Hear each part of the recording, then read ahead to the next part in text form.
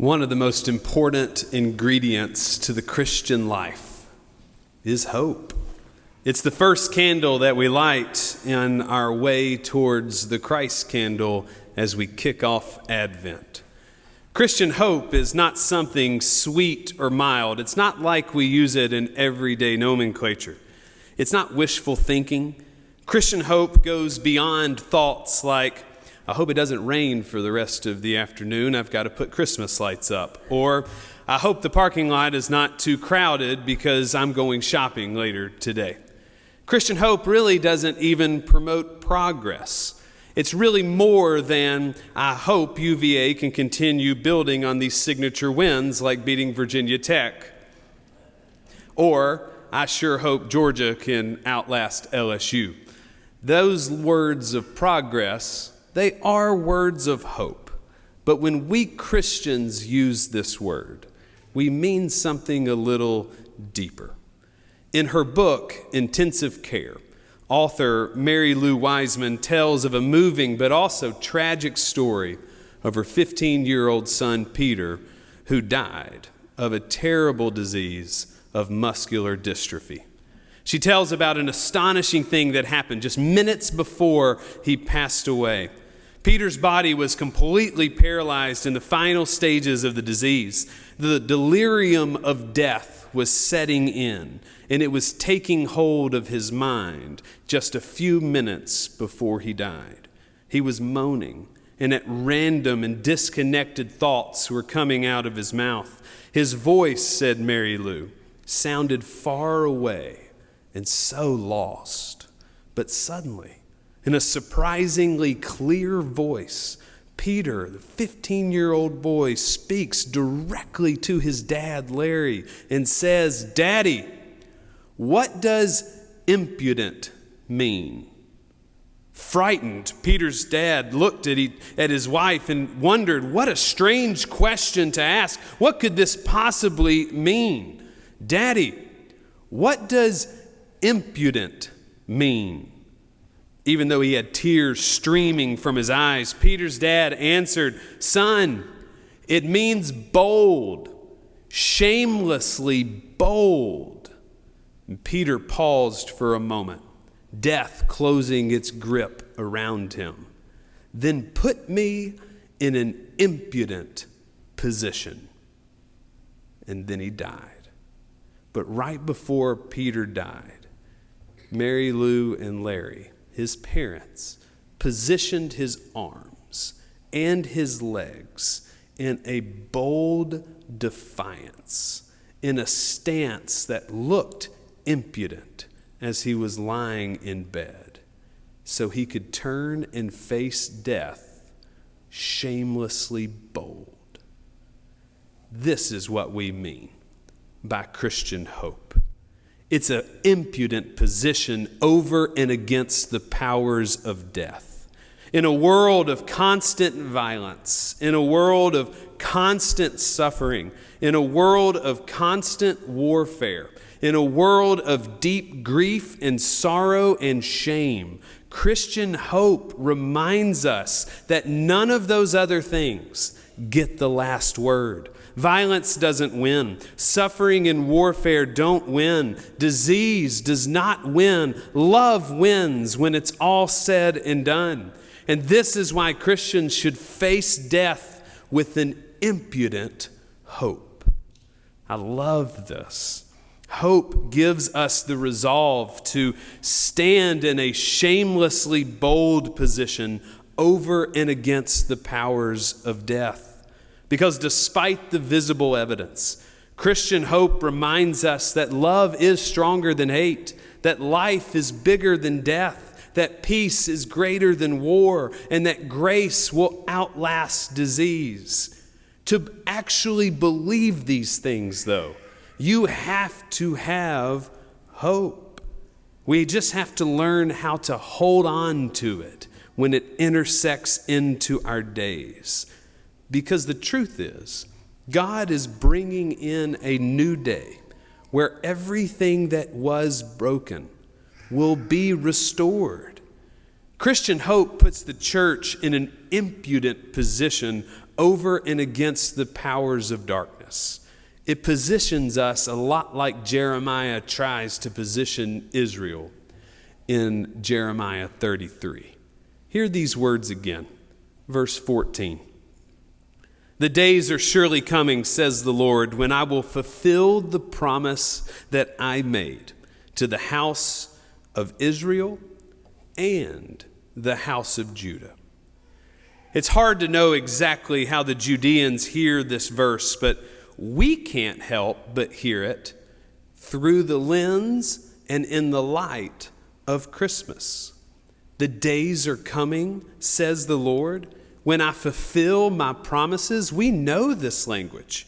This is the same promise that God made to Abraham and Isaac and Jacob and Joseph and Moses and Joshua and Deborah, Ruth, Esther, Saul, David, Solomon. And it's the same promise on the lips of Jeremiah, that despite our sorrows and despair, despite the wars and all of the deaths, there is hope on the horizon. Salvation is coming. God's promises are on the way.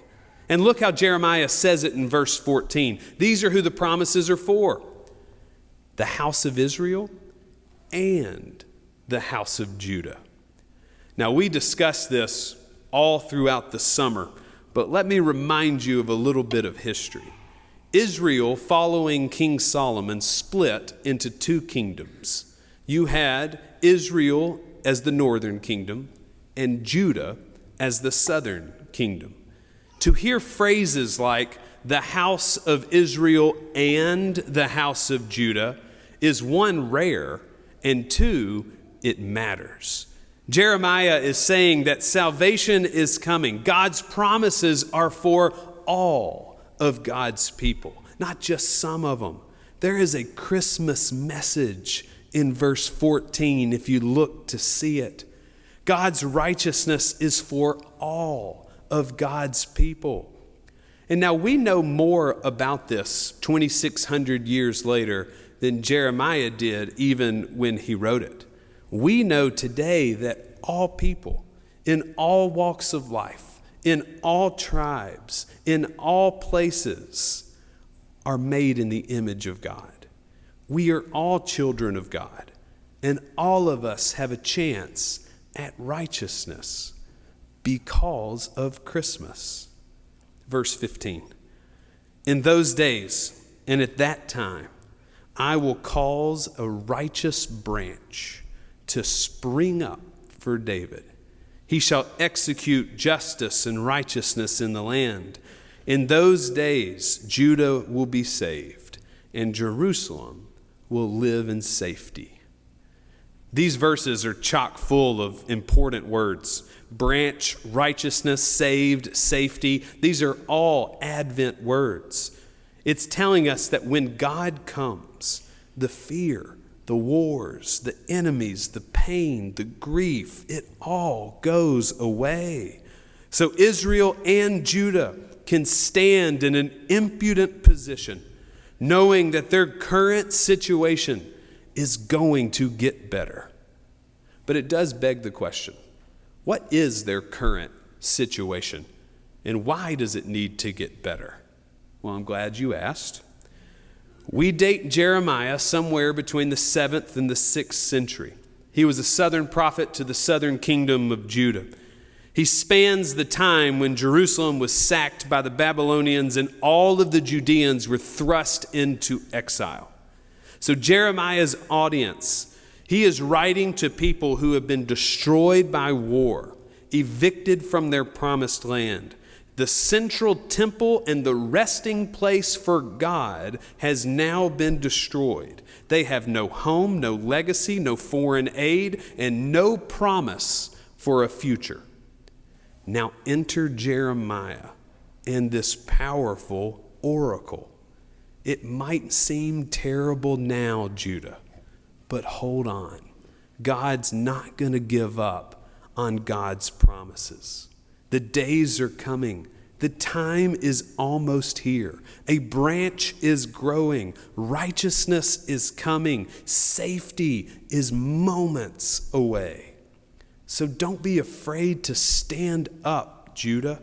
Stand in hope, a shamelessly bold hope, knowing that despite the darkness and despair you feel now, despite the wars and the destruction of the temple and all of your family in exile, the day is coming when all of this gets made right.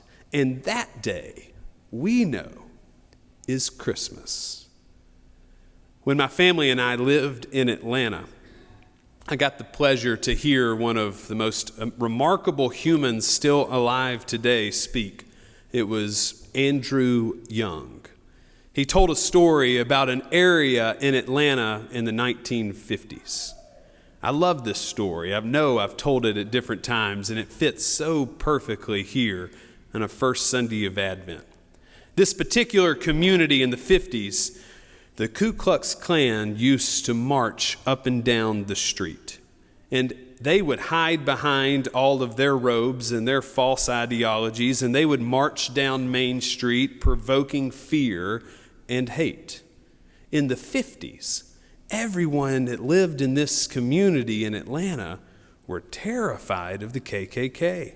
They would shutter their windows, they hid in their homes, they were frightened every time the KKK came around. But then the 60s came, and it became clear that there was a change in the air. You may remember the Southern movements, at least political, but also spiritual, of the 1960s. God was stirring something up in America and all of our hearts. With hope in the air, people stopped being afraid. As soon as the Ku Klux Klan would march down the street, no one shuttered their windows anymore. No one hid in their homes anymore. No one was frightened of the KKK. Instead, this entire community made a nonviolent protest out of it. They would line the streets and they would wave and laugh at the KKK as they marched. No one in this community fought. They didn't retaliate. They simply stood in an impudent position, and they looked on to their future with hope and not fear. They didn't feel threatened by the KKK. They felt hope by the resolve that was given to them as a child of God. In the face of fear, in the face of death, they laugh. According to Andrew Young, the KKK, after this moment of nonviolent protest, they left and never returned to this part of town. Instead of fearing, the people in the 1960s in Atlanta, they chose to believe in an impudent hope above and against the powers of death. Christian hope is an impudent hope. It gives us the confidence that God is bringing in a new day and that we can stand with God to help that new day come. We can follow God to experience the breaking in of new life. This is exactly what the Christmas story intends to tell us with the birth of Jesus. It is all about new life. God is birthing into the world an impudent hope. So look for it. Stand ready to see it. Learn to expect it. It is coming, says Jeremiah, and thanks to the birth of Jesus, we know it's already here. So carry with you this Christmas hope and make sure to make it an impudent one.